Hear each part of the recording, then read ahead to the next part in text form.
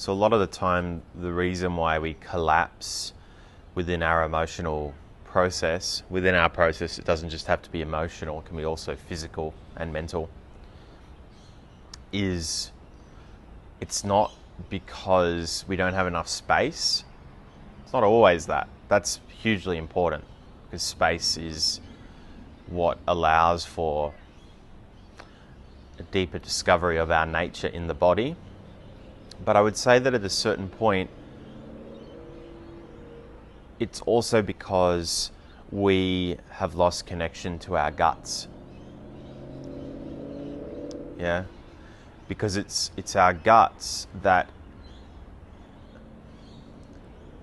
give us the courage to move out into the world in spite of the fact that we're terrified.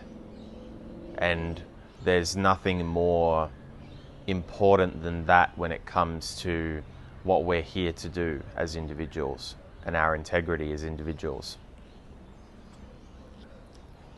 So there's nothing in that way that is more important than guts.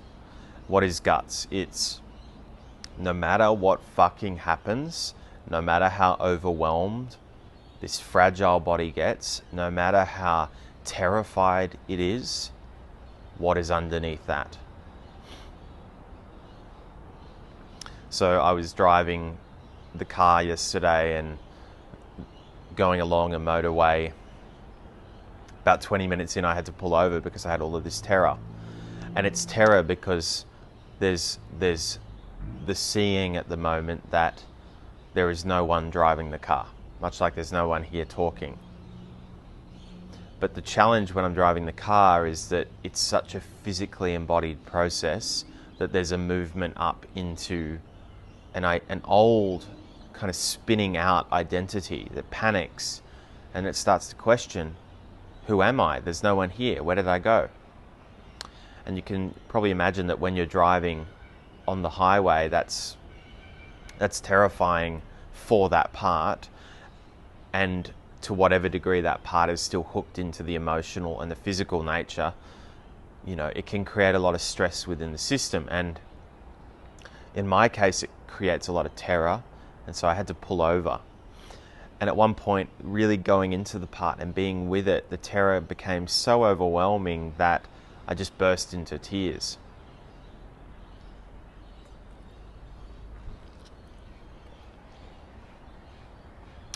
And it just takes us into that reality of the fragility of the human being at some fundamental level. And first of all, do we have the space enough and the quiet enough and the consciousness enough to actually meet that fragility? And so yesterday, Risa actually helped me. She was on the phone with me. She just sat there, but it just helped me to kind of go in and meet the fact that I was terrified and overwhelmed and let that pass through. And then there was some tears. And then I was able to make the next step and move onto the road, which leads me to what I'm about to communicate and what I think is really important. So space, consciousness, silence, very, very important. And I would actually say that these are qualities of who we are as the masculine beyond form. But what's actually helping me, in addition to that, which is super important, is the nature of the body. And we talk about indestructibility as something beyond the body, but what if there's an indestructible fearlessness and courage that comes through the guts? So at a certain point yesterday, I went through that process. There was a decision. Okay, I'm going to fucking drive. I'm going to do this. Fuck it, basically. Fuck it. You know, one of those fuck it moments. And I got on the road, and maybe a minute into that, going probably 90, 100 kilometers down the highway, I said to Risa, she was still on the phone, I said, I got to mute you because I need to roar. And the reason why I needed to roar was because my head was spinning out. I was going into that identity. Consciousness was pulling up into that identity that was terrified, and it was panicking, and it was feeling like it was going to pass out. It was feeling like, what's going on? This is absolutely so fucking terrifying. And there was just this intuition that I have to roar. So I put her on mute, and I felt this deep, primal, ancient roar come through the body, through the guts. And it was like the roar of a warrior, an ancient warrior, roaring in the face of battle. And it's not a battle with the terrified part, it's a battle with... It's just a battle... Sorry, I'll rephrase that. It's not a battle with something out there, it's a battle within the self. That no matter what I'm feeling, I am not going to collapse. I'm not saying that collapse is wrong or bad. Of course, there are moments when we have that happen. But in this particular moment, there was a discovery for me waiting to happen. And this has been happening gradually, but this was a big one where I'm terrified. I feel like in a way, I'm about to meet death. What is meeting death? What would an animal do in the face of it? Is an animal afraid to die? And the intuition I had was, no, there's just a great roar within me. And if I'm going to die, if I'm going to leave, then I'm going to roar my way out. And it got me thinking about untapped potential.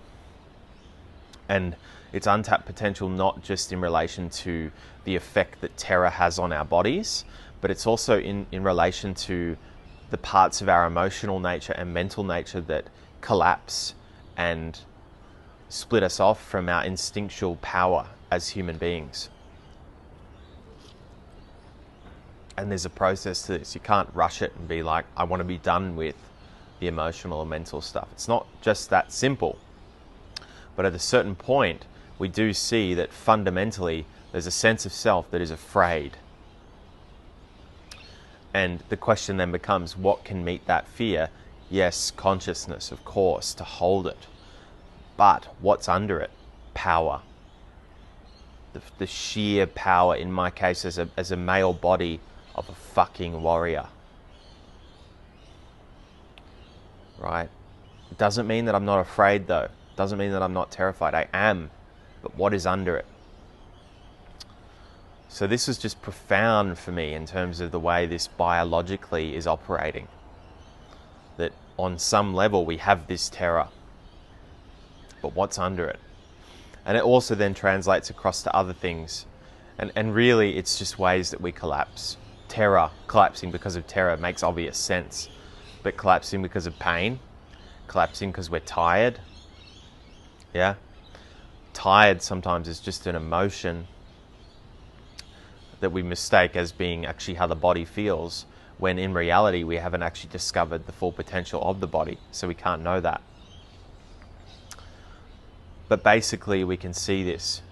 There's all the tapping, there's all the contraction around our life force and our power, and what we can access at a certain point is that deep reservoir underneath it all, which is a fucking roar. It's a fucking roar. In the most overwhelming, terrifying circumstances, what is underneath it? It's like this lion, in my case. It's just this animal, this lion that it's like everything is mounting on its back. Everything. A blizzard's trying to put it out, and it's there, and it just will refuse. It's not refusing because it's in denial or avoidance, but it's refusing because it knows what it fucking is. So then this led me to this inquiry of, okay, if this is what has just happened, in what other ways am I capping potential because I'm afraid? Millions of fucking ways, of course, right? The potential is endless, of course. We're limited psychologically because of fear. And I had this actually 2 weeks ago when I had some very deep cracking in the gut, because very connected to this process, but the energy opened up through the solar plexus because I was withdrawing all of this energy from dynamics where it shouldn't have been going, and other shit too. And the solar plexus cracked, and what happened was terror because of the letting go of that. It's like letting go into the belly more, quite scary, but what was under it? What was in it? Fucking raw. Fucking guts. Fucking crack. And you know what? I think we owe a lot of appreciation to mothers who give birth, because they go through that. There's such a innate primal connection that women can have to this aspect, because if they directly face that aspect of birthing a child, that's a fucking full-on thing. Like, women are so much, and they're more centered and lowered into the guts anyway, but women are true warriors in that sense. But of course, as men, that's our nature too. And maybe not in a more important way, but in a different way to women.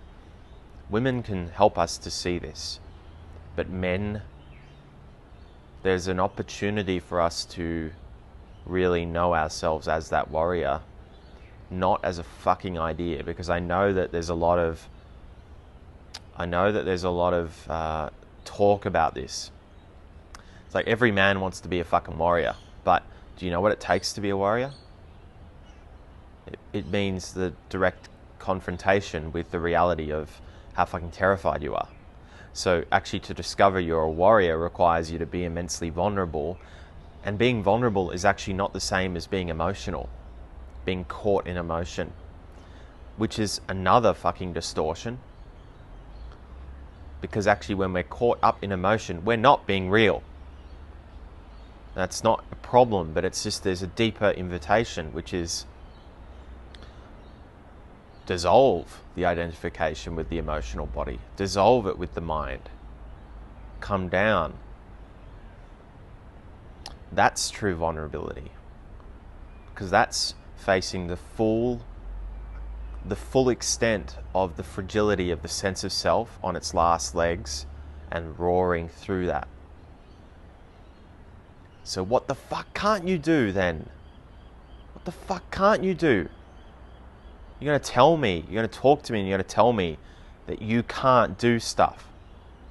It's fucking insane. If you knew this, even death, if you were to go out and die today, you'd fucking roar through that. You'd roar through it from the deepest, darkest, gutsiest part of you. You would say, bring it on. Give me what you've got. My indestructible nature will merge with you. You feel that in your guts. This is what you are as a warrior. And we know this because in our lineage as men, anciently, there were men who faced death, and we've become split off from that. But we do know that in our bodies. We do know that we are warriors. And we do know that pain, we do know that emotion, we do know that particularly fear, terror, these sorts of things, they're no match for us. I'm talking to women as well, but also men, this is really for you. Not a match for what you are. So right at that threshold of insane vulnerability and terror, that's where you know yourself. Right on that fucking edge right there. That's guts.